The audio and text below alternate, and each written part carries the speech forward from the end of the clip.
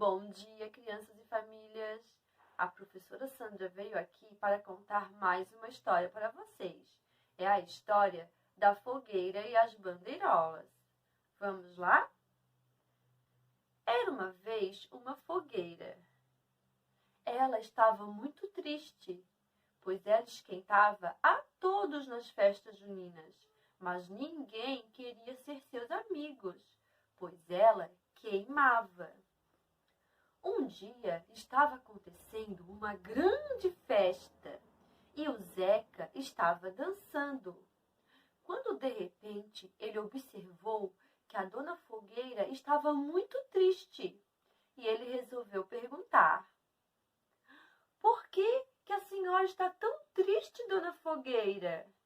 E ela respondeu: "Estou triste, pois ninguém dessa festa quer ser meu amigo, pois eu queimo."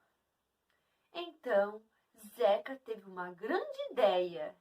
"Já sei, vou confeccionar bandeirolas e balões e enfeitar a festa toda." E foi isso que Zeca fez. Ele fez um monte de bandeirolas, pendurou pela festa toda, pendurou por cima da fogueira e deu certo. A dona Fogueira ficou muito amiga das bandeirolas e balões. Elas conversaram a festa todinha. Dava para ver em suas chamas a alegria em ter amigos. E agora, Zeca já sabe. Sempre que tiver uma festa junina, convidar as bandeirolas, os balões e a fogueira para deixar a festa mais bonita. Criança tem que evitar entrar na cozinha da mamãe.